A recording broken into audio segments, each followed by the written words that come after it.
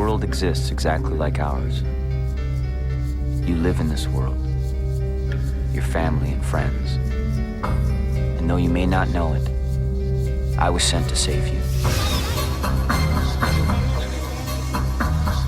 Hey, what is up, everybody? Jeff and Kevin from the Suns and Shadows podcast coming at you. This time we got 1999's Chris Carter, not the X-Files. We're doing Harsh Realm, everybody.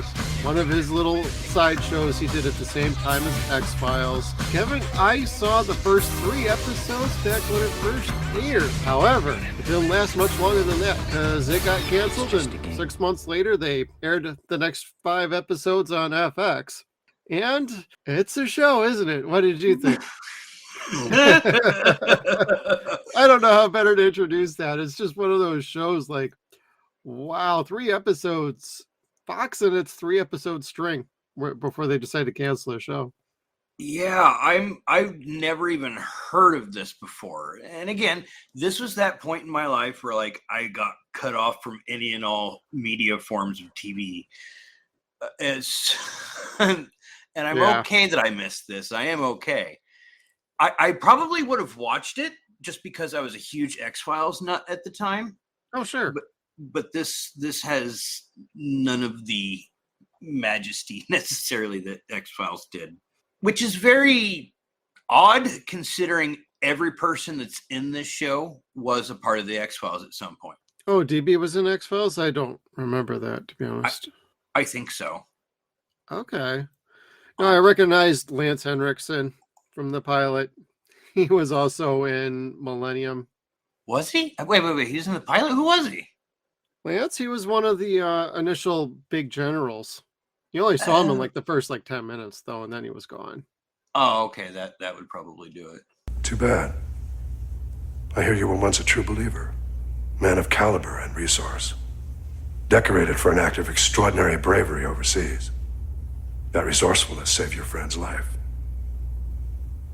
Or why I can't remember. He did pretty good for the brief time he was on, but, Well, he never phones it in. He's always fantastic. Yeah, he's really good. And he really stood out. It's like, you watch this first pilot and it feels like, hey, there's something interesting here. It could be fun. It could be fascinating. Let's just see where they go from here. So like the pilot kicks off and it gives you enough of an impression for the potential of the show. Gives you enough of an introduction to the cast. And after that, it seems to just kind of fall apart a little bit, largely because episodes are out of order, things of that nature. And the episodes they did choose to air, they didn't really flow together very well, even though those first 3 are in the proper order, apparently, according to the air dates and the production numbers on them. So, but Fox didn't seem to have much faith into this one, but the pilot did give enough of an impression like, okay, there's a little Matrix thing going on here. There's a little bit of Existence going on here. There's a little bit of Stargate here. There's a little bit of many things you've seen in other shows around the 90s where they did virtual reality stuff. Hell, I could even name drop Virtuosity. Johnny Mnemonic. Let's go, baby.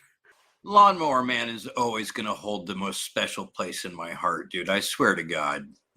And CGI effects that show the depths of true crap that you have never seen before.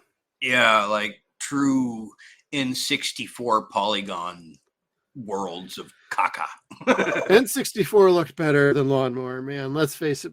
In a lot of ways, yes, it did. But I can't help it. I love Joe. He took to it so well, so much better than Hobbs does. Yeah, Hobbs is an interesting character and how they wrote him and how he narrated the story at various times of the show and episodes at times. It would start, sometimes carry through the episode, sometimes at the end, sometimes there was none.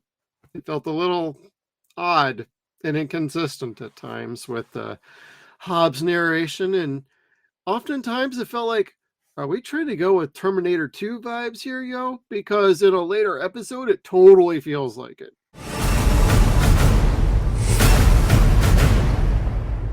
Yes, yes. And then that's one of those things where like they explain it at the very end. Like that information would have been useful, say, like in the first 10 minutes of the pilot. Or in the first 2 to 3 episodes, so people understood exactly what might be happening. Yeah, like why nobody goes to New York, because it's ground zero. Yep. That's not explained until the last episode, was it? Camera Obscura? Correct. Wow. And that episode is very strange in that what happens with some of the characters, like there seems to be some character inconsistencies and completely out of character things that they're doing.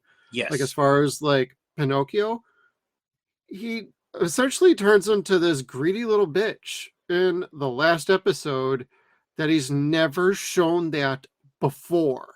He's always been self-preserving, but he's also been a very confident, and he knows what he's trying to do and to survive. All of a sudden he turns into, ooh, money, give me money, like Scrooge McDuck. And I'm like, you caught it. You caught it. He's never been like that the entire show. Why are you interjecting this now? And don't say radiation poisoning is changing us, because that was a cop-out. That is not. This is not how you write his character. Stupid. So, fans, any cast and crew that are listening to this is no knock on you, but whoever wrote some of this should have had a QC person over that, because it's not on you how it came across on screen. Whoever wrote this should have had somebody reviewing their work. I'm just saying, because that's so everyone else except for you, we like you. Especially you, DB. We're big fans, and we're going to cover Jericho later this year, where you're even better. But just saying, like, I can't believe like some of the like this 9th episode, the Camera Obscura, the actual final episode, was a complete filler episode with a little important information in it that should have been maybe a little bit earlier on in this show. Saying it should have been maybe episode 2. Yeah, like they tell you that Harsh Realm is a virtual training simulation for soldiers. Right. Great. They don't tell you till this one moment, the final moment, which is really just making it seem like it's convenient that like they made it up on the spot. Right.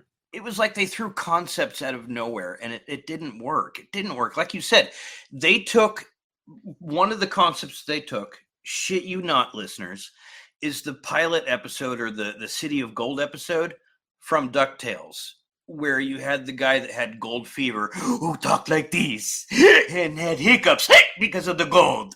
It was like I was waiting for Mike to fucking turn around and go hey! Before he shot Hobbs. So, and then the other thing is Ground Zero happens in New York, and then everybody leaves for however many years, 5-6 years.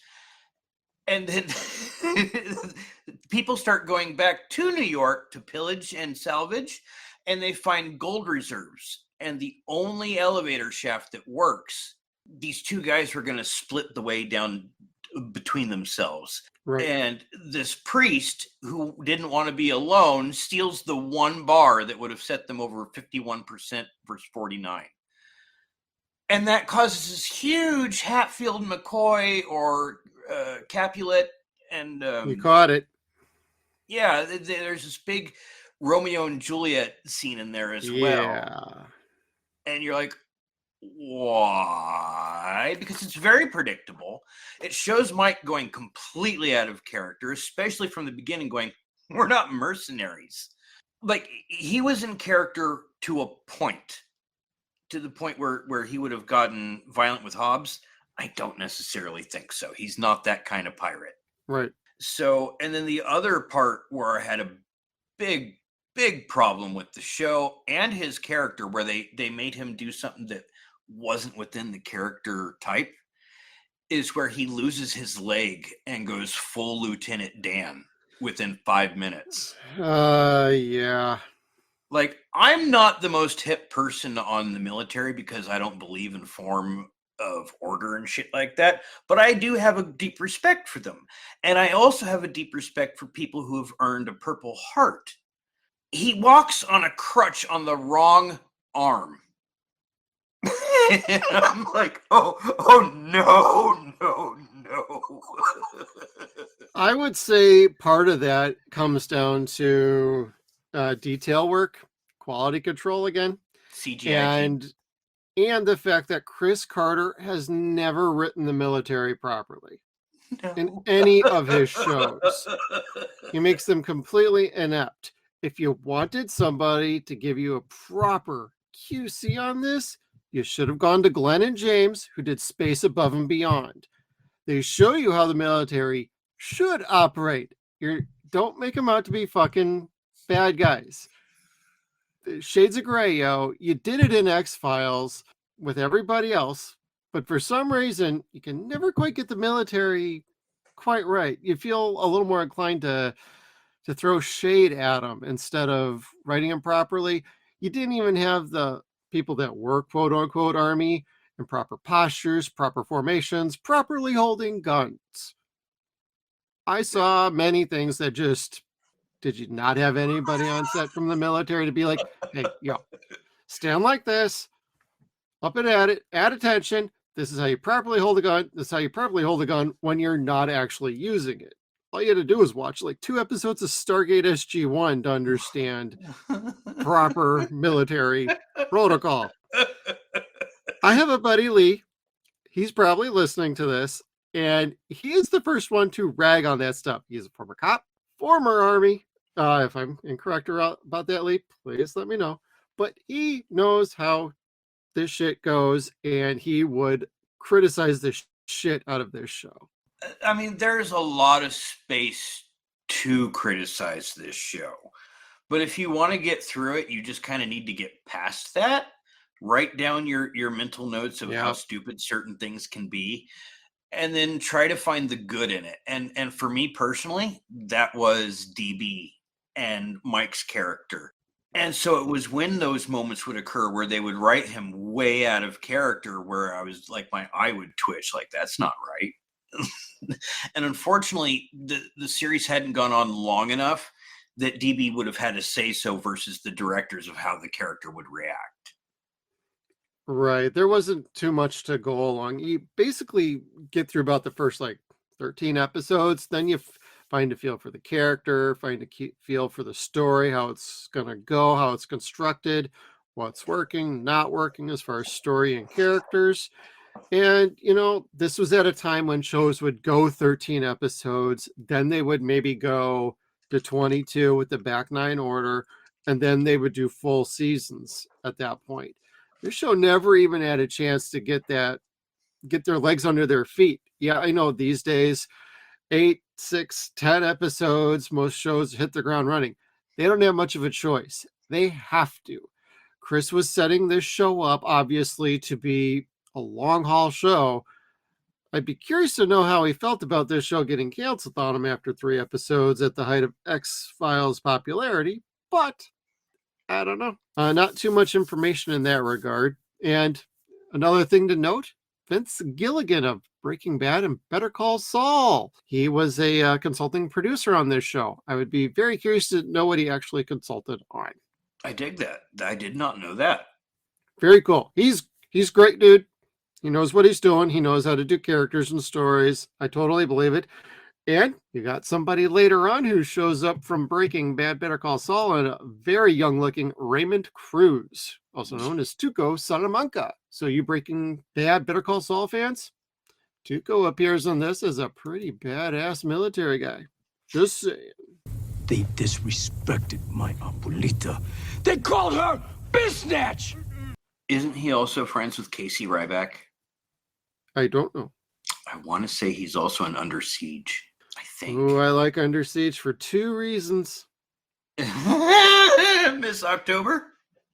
Indeed. Now, the first Under Siege is pretty good. It's when you get to the second one, I get a little, my eye starts twitching about that. But yeah, the second movie was not good. Like, no. What can we do? A train! Fantastic. Let's do it. And then let's do a third one. Nope, no more ideas. Yeah. They weren't going to do it on a plane, I'll tell you that. Too many presidential movies on a plane at that time. Didn't they Executive just? Decision, Air Force One. Yeah, and he dies in the first 5 minutes of Executive Decision. Yep. That's why I never saw it. I'm like, well, that really? Did he get a payday for this? He must have. Okay, and let's not forget Passenger 57.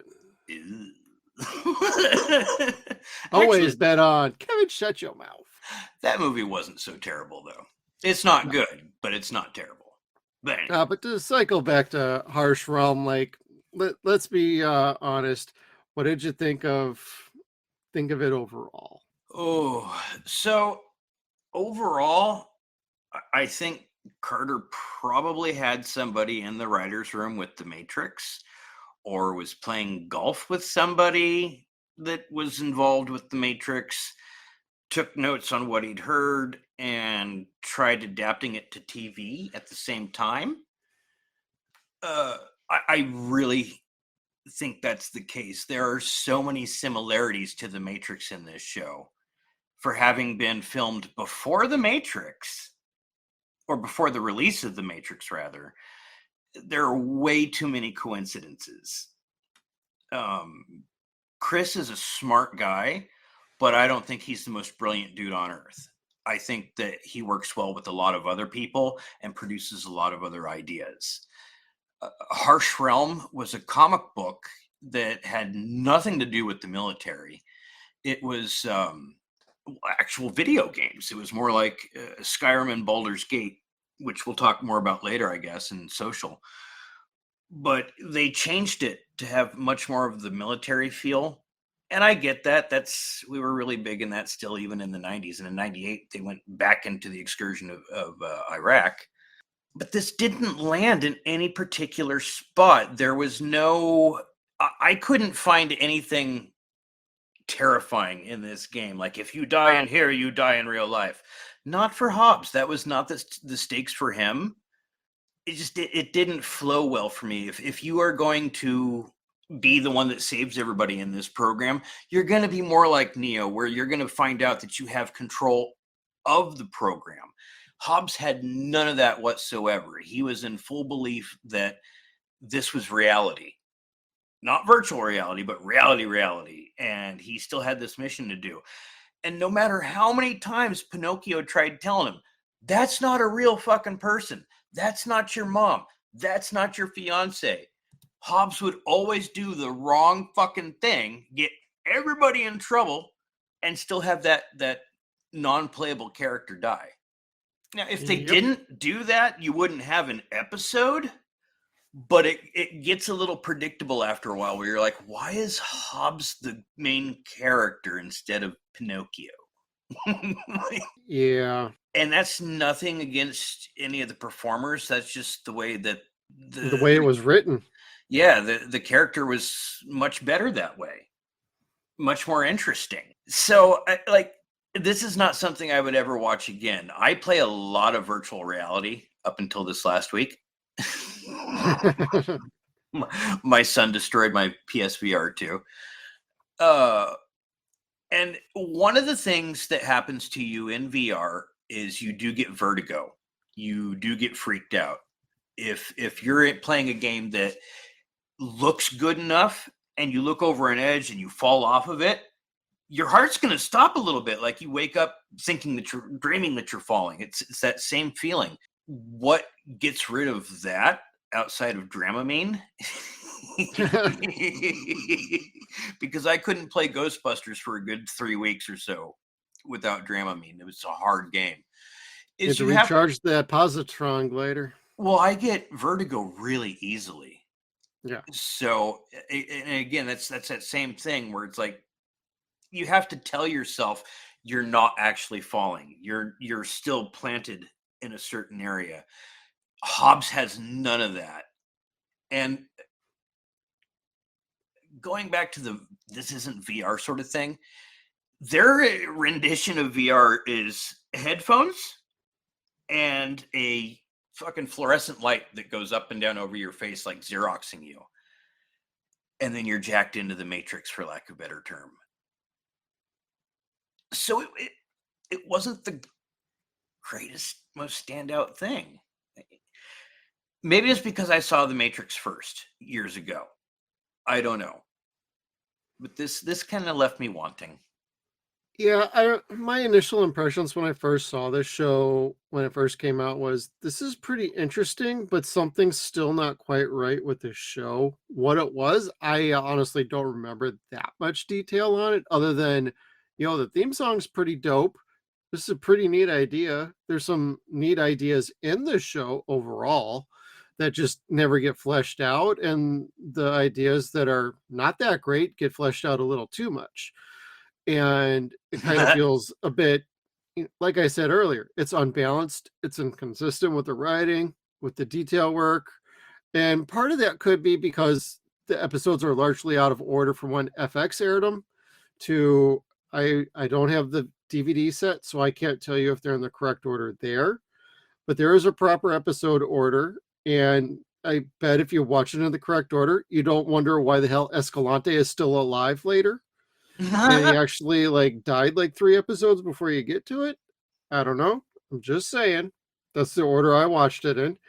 And there's issues with the show. Unfortunately, that's just the way it is. But when I first saw it, I'm like, all right, this is pretty interesting. Let's see where it goes. And then it just got canceled. And when it just came around on FX 6 months later, I didn't even know about it. I think I barely caught these episodes on Sci-Fi Channel at some point. I think. I don't remember.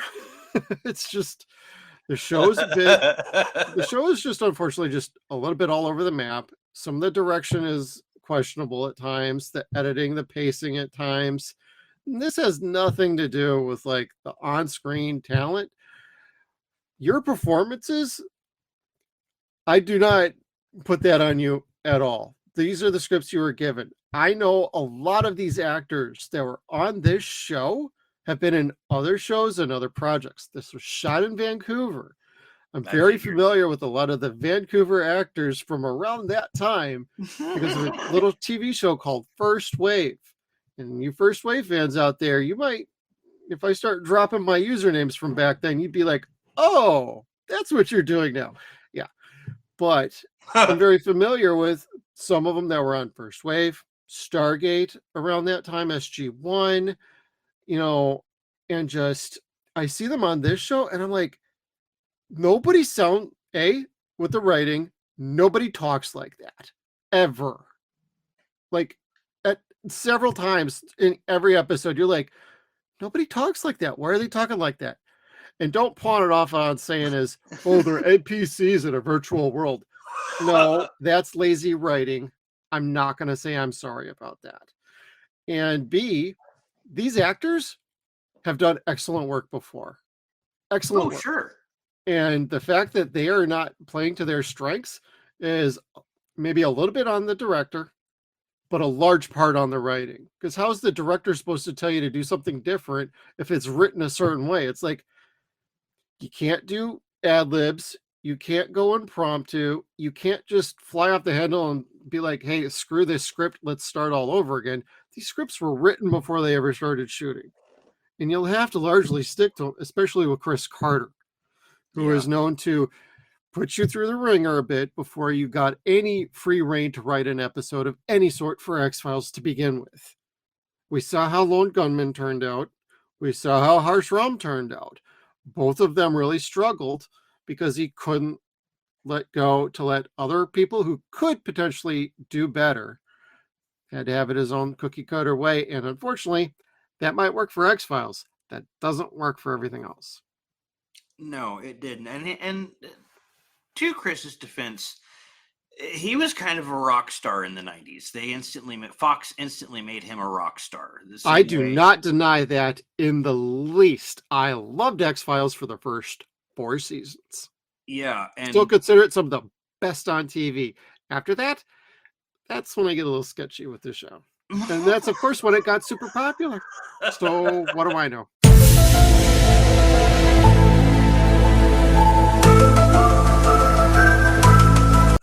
But that's when you see things like this or Millennium, and really none of Chris's shows other than X-Files ever captured me. Maybe I never gave Millennium its fair shake back then. I don't know. That was a little more Glenn Morgan and James Wong on that too. Was it? Chris had influence on that, but it was largely their show. No, I don't know. I've met him once, and he was such a nice guy to the fans. Oh yeah, But- I'm not saying he's not a nice dude. I'm just talking professionally. Oh yes, As yes. a No. showrunner. That's what I'm saying. He is that rock star that they would put out in the 90s that had his way set. That is the way, and there is no other way outside of that. Yep. That having been said, after this, he's done nothing but pretty much focus on the X-Files, and that's probably best. I wonder if he's going to do that reboot they're talking about. Oh, that doesn't need to be. It's going to be diverse, Kevin. I don't need that. I need more like independent parapsychology type stories, not aliens and killer bees. Anyway.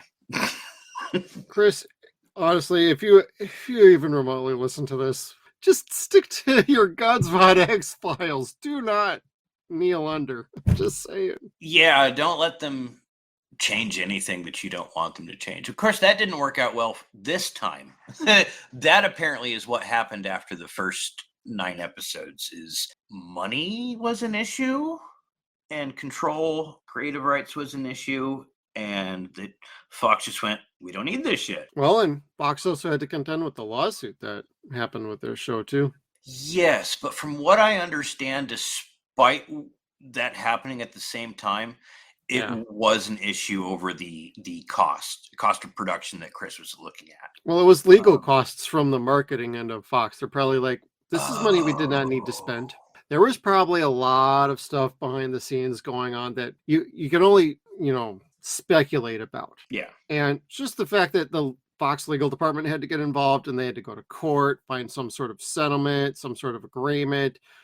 The information's out there if you want to look it up. Ultimately, they came to a mutual ground and the comic book guys got their credit. And it's not clear that Chris Carter created this show. He just wrote the show. Yeah.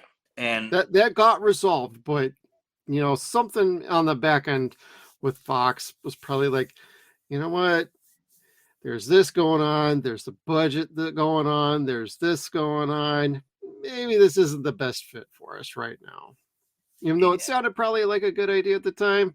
Who knows? Maybe they had a new owner walk right in and be like, yo, Simpsons and X-Files only. Kill the rest. That could be. Cocaine could be another answer for all the weird, wacky shit. Dun, dun, dun, dun.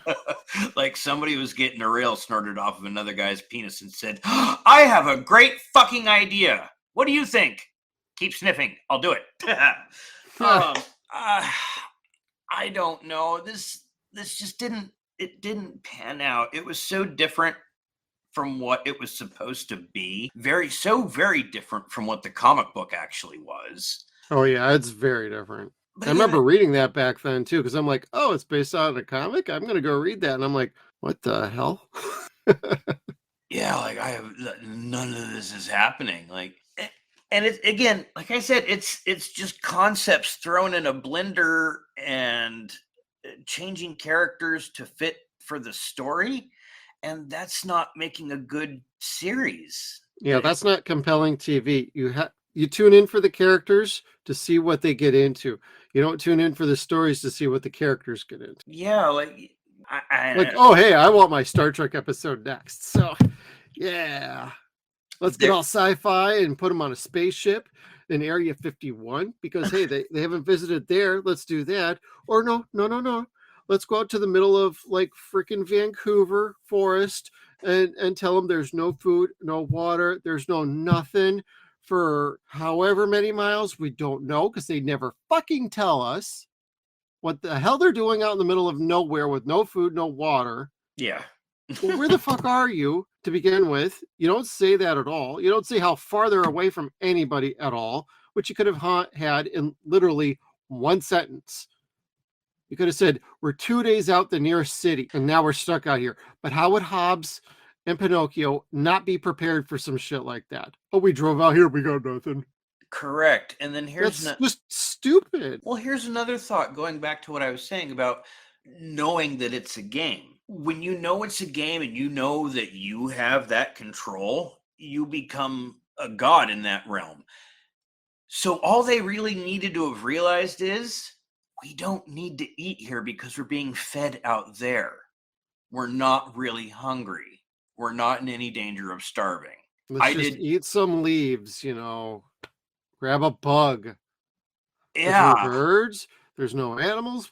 What the hell is going on out here, yo? No, we're just gonna, partially die and then let somebody consume us later in a cannibal version of this episode. And I'm like, what the hell are they doing? Oh, that was so predictable. Yeah, I kind of figured that too. But it's like you had the basis, every episode has the basis of being a really, really good episode. But then it seems to find itself getting in its way for whatever reason. That's why I'm like going back to like some of the writing. Like you take out some of the goofy shit out of each episode, like the questionable stuff, you tighten up the details. There's good stories in every episode, but they seem to get in their own way. Ultimately, I like this show, but I cannot in good conscience say this was like great or I loved it and I want to own it on DVD. I may not watch this show ever again, in all honesty. But it was worth watching so we have this discussion about what happened to this show. Was this just another Fox gravestone that they were putting on their totem pole? Hey, we're going up the totem pole with cancellations on Fox, Or what happened with this? It's Chris Carter.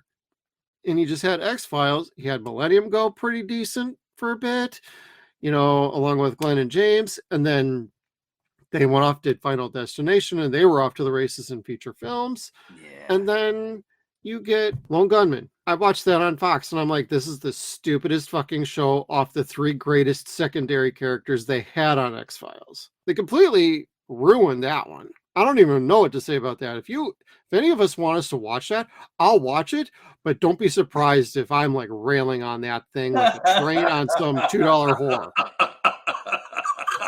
Back up over it. No.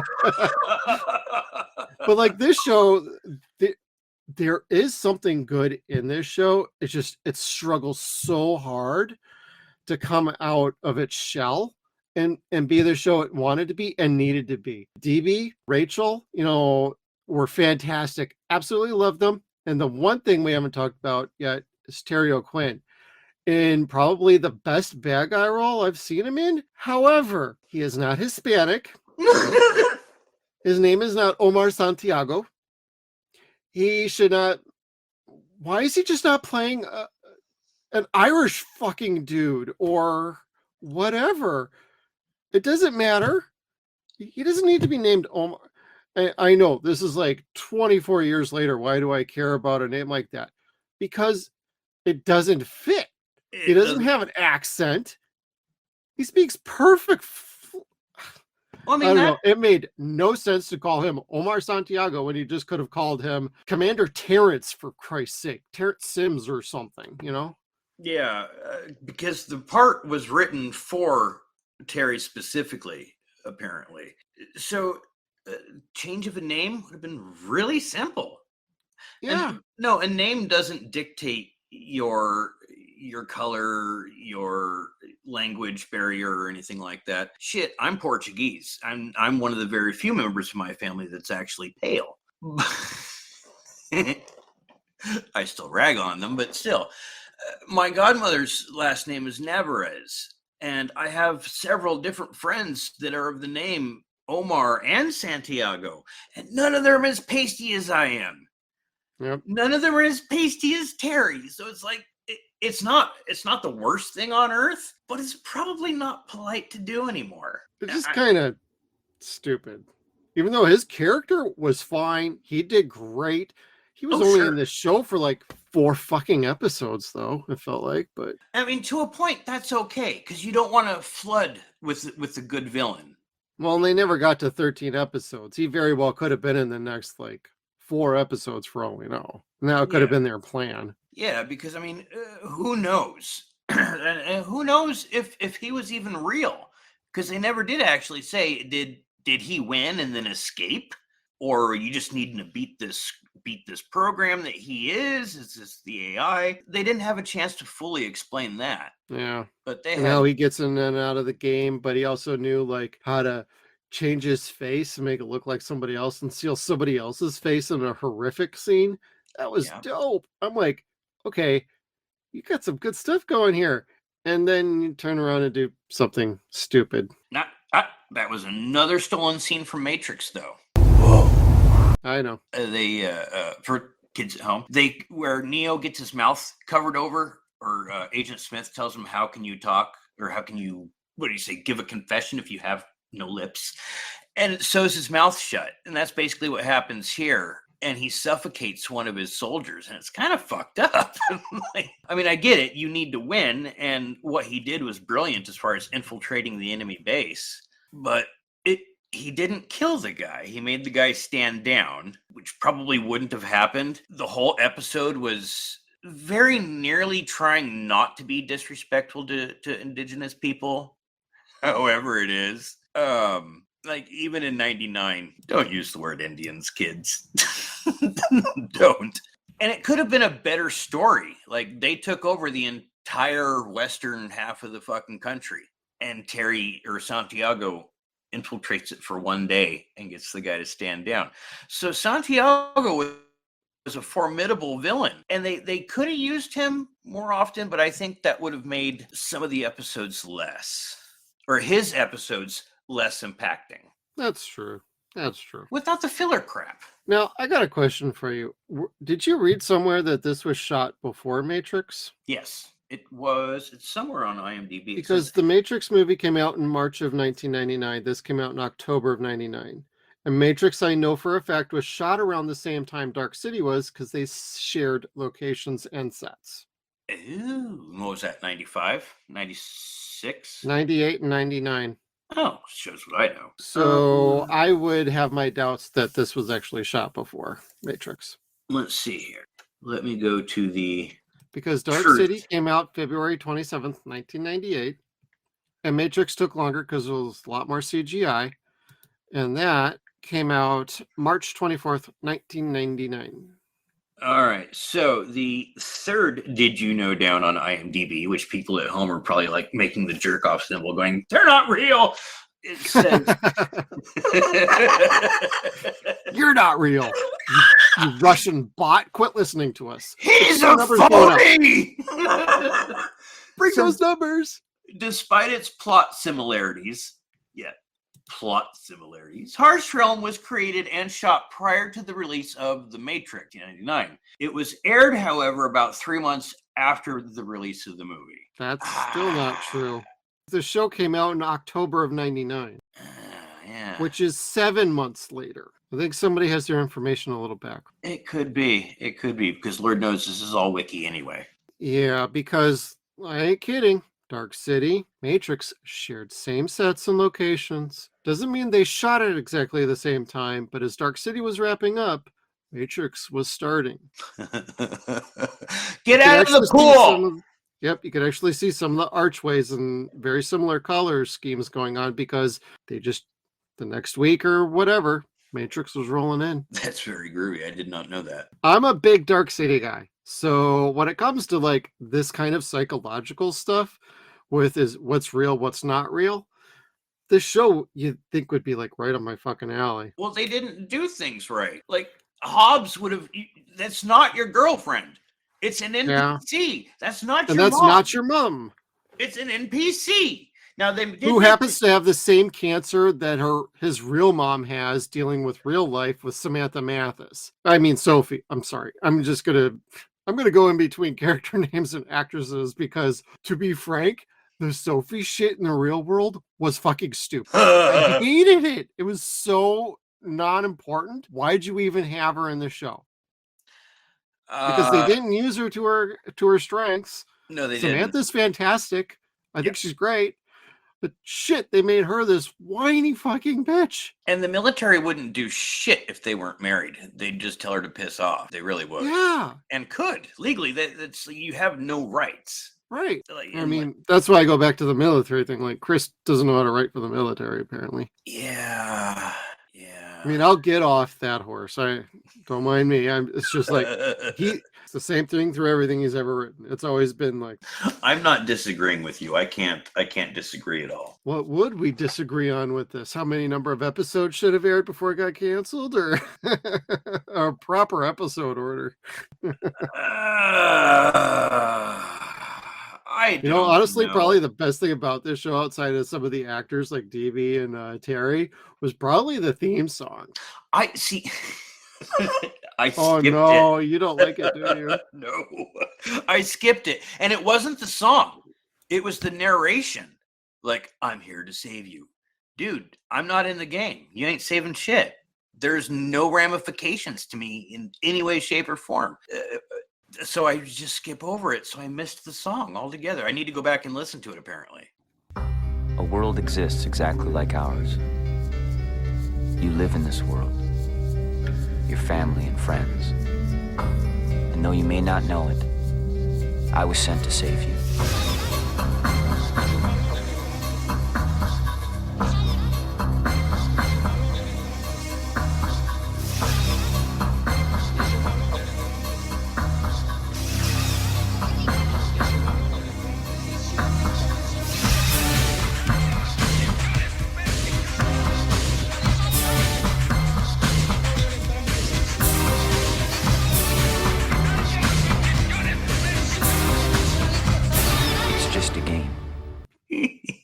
And most of the people listening will be like, I already heard it. It's actually not bad, Kevin. What? I don't skip the theme song or the opening credits. I told you he's fake. Kayfabe, Kevin. Kayfabe. I am a phony. But no, that was one of those things too where it didn't make any sense. Like, Santiago wants to get out and destroy the real world so that all that there is Harsh Realm. Dude, that's not how that works. That's not how servers work. That's not how video games work. No. Maybe they should have had Omar go to the movies and watch The Matrix to see how it really works. And then maybe you could implement that plan then. Yeah. I mean, it would have been pretty meta. Just saying. The idea or the character taken for Terry was very much out of Apocalypse Now or Heart of Darkness, if you read the book. And I liked that. I didn't dislike that at all. It was better than, say, the architect out of The Matrix. I don't know. It didn't.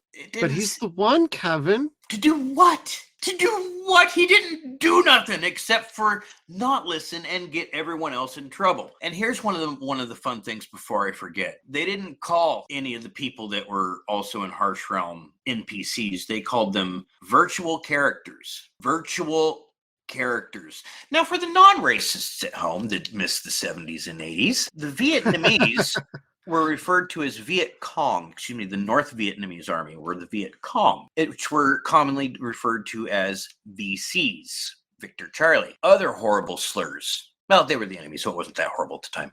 They used the term here, and I'm like, you can't say VC.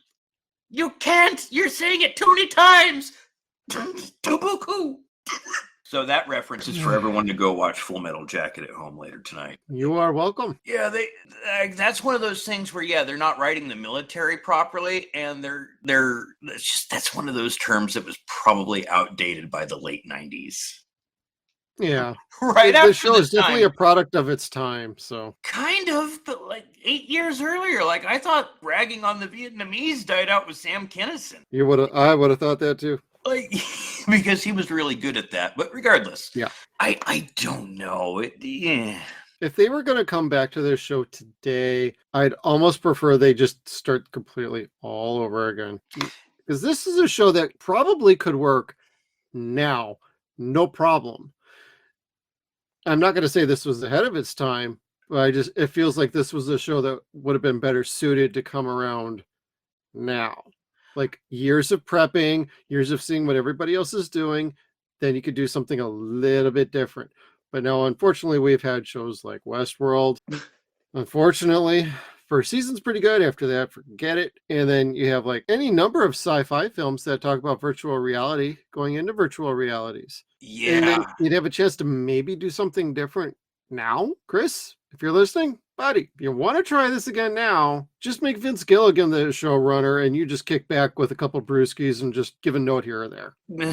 Just saying, Vince will take care of you. Go out and play the game Synapse, which is very similar to this show. It's you're going in, you are a government agent using this machine to go into a colonel's mind that went rogue, and they need to find out where he's got a bomb or some shit like that. And so you have to infiltrate his memory as he's in this. Oh, I've heard of coma. that game. Yeah. Yeah. And your right hand is your gun and your left hand is telekinesis. And by the time you start using your telekinesis, you forget about your gun. Right. Which is really where Hobbs should have gone. That would have been pretty interesting. And it does get to a point where the general or colonel is talking to you in his mind and telling you that you're being used. And that got really interesting. And I wish I would have found out how that ended. But again, my son dropped my helmet. But that I banish him from the house. I do too all the time. But he always comes back in like, Dad. Anyway, it's Synapse was a better version of this as far as the way that the show goes. They could have handled that relationship between Hobbs and Santiago a little bit better. And did they even have a moment together? Like Santiago and the native leader had a great moment together. But Yeah, that was pretty good. Yeah, he never had one with Hobbs. Not that I could recall. No, they had like brief little moments with everybody around him, but they never had like a one-on-one. Yeah. Which is too bad because there was such a history between the two. Like that used to be his like first next in command next to him. He was his right-hand man and he bolted. Thank you for lifting from Stargate SG-1 for that one too, guys. Just saying. And then he got replaced and we got Waters, who I thought was a great scumbag. Yeah. And he had the hot girl. So he thought twice, in fact. Yeah. But But she's up to her own nefarious schemes. Oh, so. sure, because you don't know who she's working for. You know she's the one that's actually going back and forth, the shady go-between. Yep. And she's the one that really starts to make things interesting as far as the overall story goes. But that also goes nowhere. Yep. It's... Well, really, she's trying to make Waters to be like Starscream. That's really what I took out of that. Like, she wants him to put the crown on before Santiago is even really declared dead. So Santiago kind of takes his ass out too. Right. And he's unwilling to do that. At least he kind of stands his ground at times about like, I'm on board with this mission or whatever we're planning. However, it's not time yet to pull the trigger on a couple of these things until we are absolutely sure dude is dead. Yeah, that's where Waters was a lot smarter than Starscream.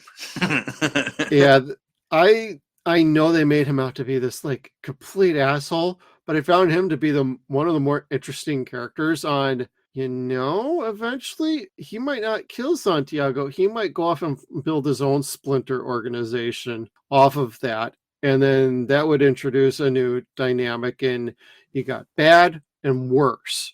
Pick your devil that you want to choose, because you're going to need one of them to take out the other. And who's really the bad guy in this story? And then you could have had the director's or the showrunner's girlfriend be the alien that comes in at the end and talks to them about the third. Anyway. I'm just saying, it sounds like War of the Worlds, and that might have actually been a better version of War of the Worlds. I'll say. What we actually saw. Which this is still better than War of the Worlds. So for kids listening at home, it's better than that shit. Yeah, this is just a good show that provide an example on, how a show could fall apart just for any number of reasons that could have happened. Some are documented, some are not. And there's enough good there. It's not a whole lot, but it's still worth watching. It's still worth checking out if you're curious. Don't let us tell you nothing different. And Anybody who's worked on the show or acted on the show, this is what we do here. We're just a couple of guys doing criticisms and having some fun. They're phonies. God damn it, Kevin. Kayfabe. But no, in all seriousness, I do like this show, but I just don't love it. It needed a lot more work. It needed a lot more finesse, a bit more structure, a little more quality control, yada, yada, yada. We've already been through this. I mean, I like it. DB's fantastic, though. No, we're not schmoozing. It's legit. Yes, DB basically yes. steals this show every single time. I have a clip I'm going to throw at the end of this of my favorite line he had in the whole series, and it's from the last episode. It You better gonna not be hire about us? Only eating if the you're dog. blonde and and I'm not going to finish that because it's going to be at the end of the episode. Nice. Stinger. Yep, we're going to call it the Pinocchio effect now. Oh, Lordy. See, that was one of those things where I'm kind Kind of of a goofy name too, but whatever. who in the writer's room? Like, Let's call him Pinocchio. yeah, like Mike was a much cooler name. It fit him better. Let's roll with that. No. He wants to be a real boy. I would have given him the last name of Kilpatrick because then you could think like, man, that's kind of badass. I don't know. I'm a Boondock fan, Saint. He Boondock was a fantastic actor. He played a good Han Solo almost. Well, he had a great car. He had a great car. Like that was straight up out of the Punisher. That was dope. I just 0-pointed myself with the car and the Punisher. Damn it. It was a little Mad Maxy too. Yeah, but that wasn't so bad. And it didn't get too terribly Mad Maxy until closer towards the end, where you would start seeing the camps and stuff like that. Right. But again, you didn't really know that. It was because of Fallout until the end. Otherwise, you're thinking this is just like America being like impoverished and shit because of totalitarianism or a dictatorship, what have you. Which was it? True. Dictator. I don't know. He was an asshole. Yep. He was a Juan Perón. Juan Perón. Juan Perón was a fucking anyway. Oh, and the intro has speaking of Juan Perón, has monologues from Mussolini. And you're just kind of like, still stop doing that. I never caught that. The Germans were when they that episode. Okay. No, every intro has scripting to it, I believe, was from Mussolini. But anyhow, when the Germans captured Hobbs in the World War II simulator, they kept asking if he was John Wayne. John Vane. Yeah, John Vane's still making, silent movies. He's not he's not famous yet. What about you, John Vick? John Vick would have killed everybody so much faster. Oh, it would have been with a pencil. With a pencil. Or that tea kettle. Just saying. Flintlock. That was, for it being filler and having nothing to do with anything else, that was the episode that felt most like a game because you were trapped in this loop. Like a true simulator. Yeah, it made the most sense. And I thought that the guy that they were looking for was the cat that was the coward and the deserter.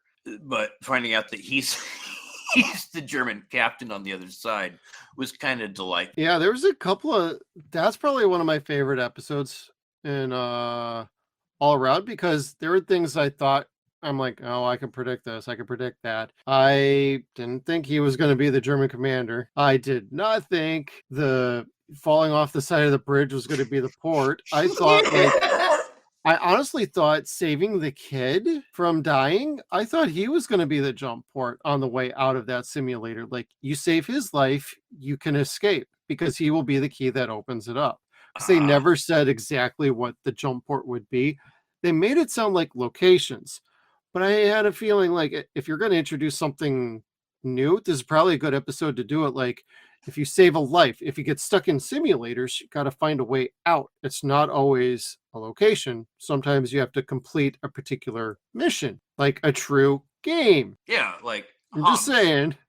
So I thought like saving the kid, keeping the kid alive would be, you do that, in that spot, it opens up, the tree back into the real game world. See, I was like yelling at the screen when I saw the kid in that episode, like throwing popcorn at it and everything. The show starts out with them getting suckered by children soldiers in Sarajevo. And every time a kid shows up in this show, bad things happen. Like, stay the fuck away from kids. Oh, yeah, especially in that episode towards the end with the sisters. Oh my God. Oh, that one too, yes. Where you had like this weird, like Nostradamus looking dude going off with a kid that he took as payment for giving information about where the sisters were located. And I'm like, oh, this does not age well. Yeah, child slavery and stuff. And that was kind of like... Well, and he actually taunted him back saying, there's more. I'm like, oh my God, who wrote this? This is not good. That's a line that could have been clipped. You didn't need that. He already made that dude a freaking creep and sick. Yeah, that was creepy. And it was creepier because you said he's like Nostradamus. He was also a mutant. And that you don't necessarily find out until that last episode too, why people are mutated because of the Fallout. And just like in Fallout, mutants have powers, or in Total Recall, the mutants are psychics. That was kind of the case here too, I think. Yeah. But they were able to buy the kid back from the mutant. No, they took him back. They didn't buy him back. Oh, they took him?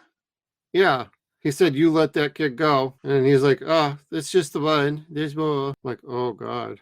But then as he was walking by, he's like, she thinks you're the chosen one. You are not. Yeah. And I'm like, what the fuck are you playing out here with this? Like, you're not just going to throw something random out there like that. Like, either he is or he isn't. Are you playing this Matrix thing where don't tell them they're the one so that they become the one? I'm like, what the hell? Don't do that. You're mimicking way too much from other things at that point. You shouldn't do that. Something recently has done something very similar, and it did not turn out very well. I'm talking about you, Mr. Zack Snyder. Oh, I was going to say The Princess and the Frog. Like, she was a princess the whole time, didn't know it. Oh, no. Rebel Moon is like basically a blender of all science fiction and fantasy, from Battle Beyond the Stars to freaking Farscape. I heard that he wrote a Star Wars movie, and Star Wars didn't want it. So he said, fine, I'll make it somewhere else. And so this was Star Wars with hookers and blackjack, but with no hookers and no blackjack. Well, it plays like Magnificent Seven crossed with Battle Beyond the Stars, crossed with Ice Pirates, crossed with yada, yada, yada. He did his best to make a Disney Star Wars movie, and it's still better than J.J. Abrams' Star Wars. Just saying. What isn't? But, it's too much of a mishmash. It's a glorified mess. Like, Zach, I like 3 of his movies. The rest of them, I'm not the biggest fan. I like one of his movies. One. I like 300, Watchmen, and, the Dawn of the Dead remake. Oh, yeah, that was good. That was good. When he's working with somebody else's script and he's just focusing on directing, he's fine. When he comes up with his own stuff, say like Sucker Punch, Rebel Moon, some of the DC material, yeah, it's a movie. It's a movie. Well, and it's the PG-13 version. There's a R-rated additional 40 minutes coming out in the next few months. It's like, what are you doing? Don't do that. And the way the movie was constructed, you're like, where the hell's everybody's backstory? Oh, no, we're going to get that in the first hour of the second part of this. Why are you doing it like that? Give everybody the fucking backstory of the first movie. I don't want to get into that. We're talking about Harsh Realm, but just to draw parallels, just to tie it back around so it's not completely zero pointing, is basically Chris did a little bit of the same thing with this show, but this show's pulled some of it together. I'm not going to say it was a complete success, but at least there was an effort there to try and make something. With Zach, it's put it in a blender and let's throw it on screen and see what sticks. Yep, pretty much. Shit show. Cinema bukkake. And it's not to say I'm not going to try and watch the rest of them for Zach, but I'm probably not going to enjoy it. I won't. Like, I still haven't seen The Flash. I probably won't see Aquaman. See, I don't hate The Flash. I kind of like it, but largely for the Batman stuff. Once Batman shows up, the rest of the movie's all right. I know special effects, yada, yada. Story is fine at that point. It's... When you get to Aquaman, though, I am not one. I'm curious to see the fight between him and Black Manta, but that's because I've heard that's all right. Yeah. the action. You didn't get to see enough of Black Manta in the first one, and they leave a lot of hatred between one another. Yeah. So, but is that going to be a good movie? No. Is it going to be the great cap to the Snyderverse? I don't care. I really don't. It's dead. It's dead, Jim. It was dead when I saw Man of Steel. That was not Superman. That was not a good movie. Like, the best part about it was Kevin Costner. He played a good Pa Kent. That was about it. Batman was great in Batman vs Superman, but the movie was drag, and they took so many creative liberties, and it just Martha! stunk. Yeah, like, my mom's name Martha too. Martha. Like, they could have just bonded over John Jacob Jingleheimer Schmidt. They really could have. That's my name too. Martha.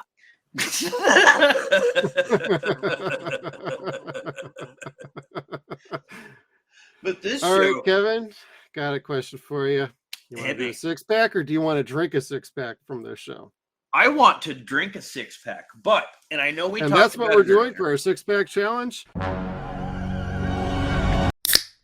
And yes, that's legit. We're skipping the 6-pack challenge because we're choosing to drink a 6-pack instead. Yeah, because I went and I picked one just in case, but I couldn't tell you if it's actually like correct or not. It's not. Nope. No. It's all good. So if you're tuning in for our 6-pack challenge, we've satisfied the alternate challenge on that. Kinda like there's no okay.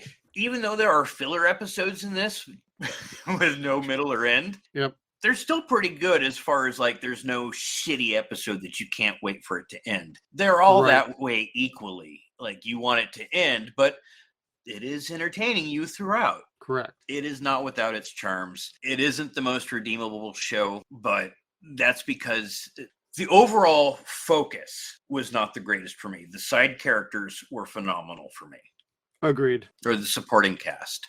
Florence could have been used more. She was totally awesome. That last episode with her sisterhood could have been a little bit better for her, but it was all right. Like I wrote down jokes about Monty Python's Quest for the Holy Grail with that episode.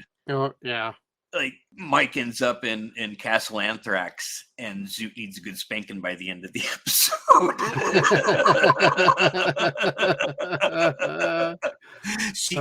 my God. She kisses him, grows his leg back, and then dies. And like, you could have fucked him first. Shit. It's like That's good. the opposite of Monty Python's meaning of life. What's wrong with a kiss, boy? You just have to go stampeding towards the clitoris. But I have 3 questions for you. Yeah, well, in this particular case, they didn't have that much time, so yeah, you probably should have gotten right towards stampeding anyway. Then end it with a simple kiss. Right. All right, Kevin, let's get into some social media. And All right. Our first write-in today is from Troy Wood, who said, I'm a much bigger fan of D.B. Sweeney's previous TV series, Strange Luck, which you should absolutely watch if you can find a copy of. writing But let's call that it what it is. down now. I'll say it again, Strange Luck. I remember that show. I don't remember if I watched it, though. I remember knowing about it, though. I need to go back and double check. 'Cause Or I do know of that show. Yeah, the first thing I remember DB Sweeney in probably Spawn. Yeah. And that was like, I was totally all against him. Really? They're going to make him white? Shit. Because his character in the comics was black. Anyway, see, I complained about it equally. Going back to what I'm saying, I'm a much bigger fan of DB Sweeney's previous TV series, Strange Luck, but let's call this what it is, Chris Carter's The Matrix, the series, but without paying the rights to The Matrix.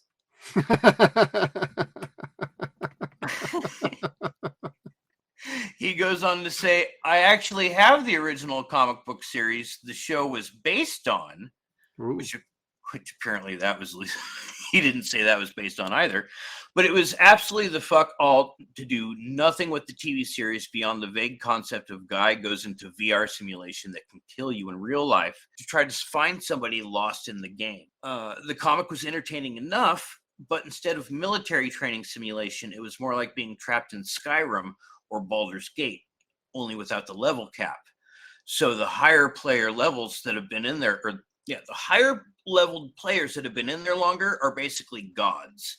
So Santiago would have been an unbeatable god that the one is supposed to only be able to beat. I Golly. believe that. All of that is correct. Yeah. I know. The only thing I was curious about is if the publication for Harris Comics, if this was the same Harris that does like Richie Rich and Casper. Is that the same publishing company? I'm not sure. I've never really been that big into comics outside of like DC or Chaos. Fair enough. And let's see here. Next, Rex Thrillhouse says it was one of X-Files creator Chris Carter's blank checks that got bounced. I like that one. I should put that on our marketing thumbnail for that one. The check that bounced, Chris Carter.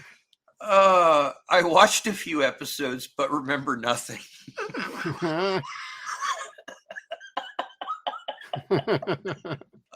So again, I'm pretty sure that's what ended the show was Chris Carter's money. And then finally, our good pal Skeet says, this is a show I remember watching and remember nothing about. That is the general consensus. And that's why I take scrupulous notes.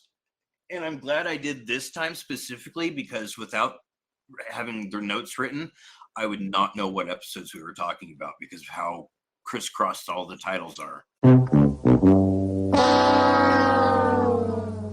Right. And same for me. I actually wrote down like 3 pages of notes for basically 9 episodes. And usually I can fit like 6 or 8 episodes of notes on a page, but I don't know. Yeah, if I didn't have these notes, I have some trouble navigating some of the discussion points that we have had and just going back and forth. Like, to be honest, like you can remember the name Pinocchio because it's just, I'm sorry, DB, the name Pinocchio is kind of dumb. I wish they gave you a better name in their show. and even Hobbs had a great name. That was fine. Florence, she was fine. I think, a lot of the names were fine. Some of them were just kind of like, what the hell are you smoking over there? Why don't you share it with the crew? But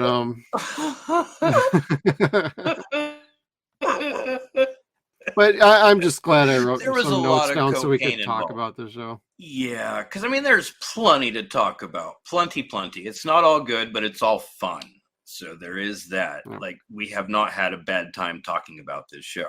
There are ram chips to be had, more than I'm willing to go after. But, this is something worth watching for DB for me. It's almost like the radiated gold at the very end. It's nice. Certainly looks pretty, but you don't want to touch it. You don't want to bring it home. Yeah. So again, we derailed from that. The radiation above ground is nowhere to be found. However, that radiation is now down in the bottom of this elevator shaft inside of a bank vault. A locked, sealed bank vault. Yes. So this gold is literally cursed. It will irradiate and kill you if you try to take it. Kids, that's not how radiation works. I don't know if you've ever seen The Twilight Zone, but that's a lot closer. Yep. I don't know if you've seen Indiana Jones, but that's a lot closer too, and that's stupid as fuck. And we're talking Dial of Destiny level on that one. The fridge was campy but fun. Not possible at all, and nothing in this show is possible at all for the most part, other than the United States having a combat simulator. Like, obviously they've had that for ages and continue to have them. Why wouldn't we? And it's still Fort Bragg. Yes, that's true. They're always talking about it, fuckers. Anywho. Yeah, a pun. So you said you have some social too. I do. Nathan Ball. That was from the X-Files guy, if I recall. Didn't last long, but I did like it. And we got Kristen Fraley. We have Kristen Fraley. Yes, it wasn't given much chance by Fox to get off its feet. It was a shame of all the shows they let Chris Carter start after X-Files. I thought it had the most potential. I never really liked Millennium that much, and The Last Gunman suffered a similar fate to Harsh Realm. I like D.B. Sweeney a lot. Yeah, That's pretty accurate too. I like that one. Then we got Elgin. Yes, a theme song I will never forget. Psy Factor was going on around that time too. Was that the Matthew Ferrer one? I don't know. I know he was in Generation X. That was like 97. And that was only a pilot. Up. Yeah. But that's us. That's basically what I got from some feedback from some spots on Facebook. So thank you all for sending that in. Greatly appreciate it. Ferrer was also in Lawnmower Man 2. He plays Job. That was a better movie than the first one. Was it really? I would say so. I was drunk when I watched it. I like Matt Frewer. Oh yeah, he's the best. He really is. Like we know all about him, Max. Just saying, Max. He's Trash Can Man and everyone. So many other characters. Matt Frewer is awesome. He is the closest thing we have left to Dick Miller, and I mean that with like the utmost respect. Absolutely. Yeah. So, and then thought I had something left, but I don't really, other than the theology aspect to the show. Doesn't make sense with video games. Oh, and the worst part of all, the letters written home from war. Like, I know they were trying to do something artistic there. It didn't work. No, it was so forced and out of place. Nobody talks like that. Not then, not now. That's what I said earlier on. Like, nobody talks like this. Yeah. Nobody's talked like this in like 300 years. Pretty much, yeah. Yeah. I'd rather watch Deadwood, you know? Deadwood.